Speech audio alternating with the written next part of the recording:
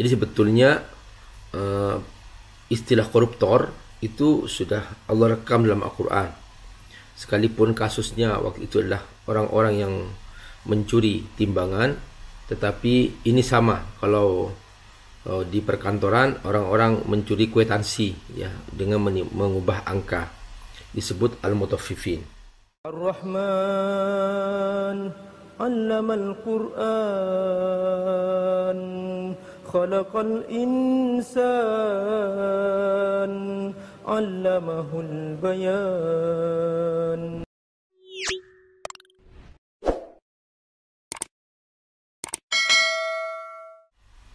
Surah Al-Mutaffifin.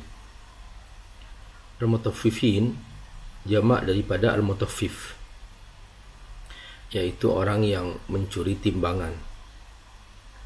Maksudnya mencuri saat menimbang barangnya.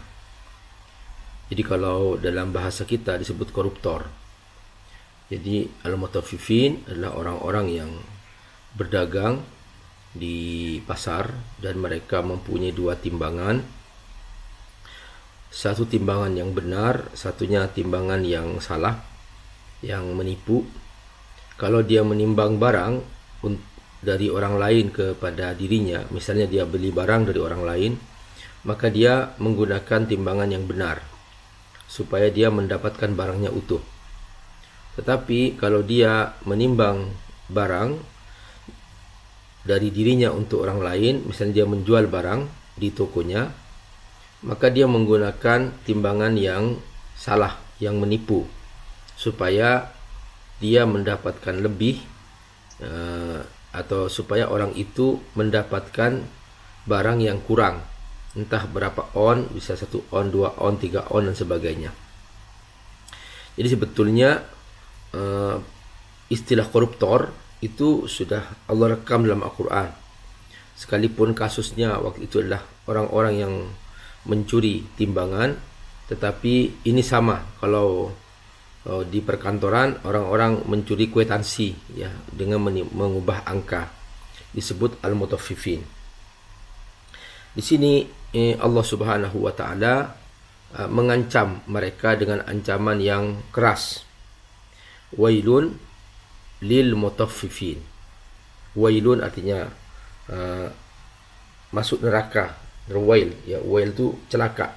Jadi wail itu artinya celaka. Wailun lil mutaffifin. Celaka orang-orang yang mencuri timbangan. Wail itu nama sebuah lembah di neraka dan mereka dihukumi oleh Allah SWT dengan hukuman yang parah. Sampai sekalipun timbangannya itu timbangan yang sekalipun yang mereka curi adalah sedikit, tetapi ancamannya berat. Apalagi banyak ya, apalagi banyak. Mengapa? Karena harta haram ini akan merusak sistem hidup sosial. Jadi orang yang biasa korupsi, biasa mencuri, maka akan nanti lama-kelamaan dia tidak mau bekerja dengan normal. Akhirnya dia suka mengambil hak orang lain dengan tidak berpikir untuk membayarnya. Dan yang kedua, orang yang mencuri dan mengkonsumsi harta haram, maka otomatis ibadahnya tidak diterima. Jadi makanya dalam sebuah hadis Nabi bersabda bahwa orang yang makanannya haram, minumannya haram, fa anna yustajabu lahu, kata Nabi, enggak mungkin doanya diterima gitu. Jadi jelas. Makanya dia beribadah, dia berdoa, dia tidak akan diterima oleh Allah Subhanahu wa taala. Maka karenanya dia menjadi ahli neraka. Wailun lil mutaffifin.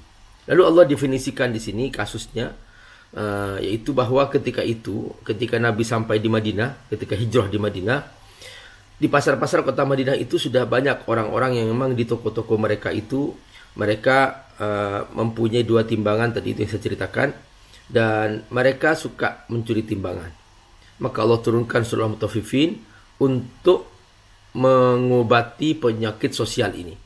Nah, di sini kita mengerti bahwa Islam tidak hanya mengatur urusan ritual, tetapi Islam juga mengatur urusan sosial. Nah, artinya Kalau ada orang mengaku muslim, dia sholat, dia puasa, dia pergi haji dan sebagainya, tapi kalau secara sosial dia masih korupsi dan sebagainya, maka boleh jadi seluruh pahala ibadahnya akan habis dimakan oleh dosa-dosa sosialnya dan dia akan kehilangan pahala. Nah, ini yang kata Nabi, kam min shaimin laisa lahu min siyamihi lal ju' wal atash. Berapa banyak orang yang berpuasa tapi karena dia melakukan perbuatan-perbuatan buruk secara sosial, maka akhirnya dia tidak kebagian pahala apa-apa dari puasanya kecuali hanya lapar dan haus. Termasuk ibadah-ibadah lain juga akan mengalami demikian ketika ternyata akhlak sosialnya dia buruk.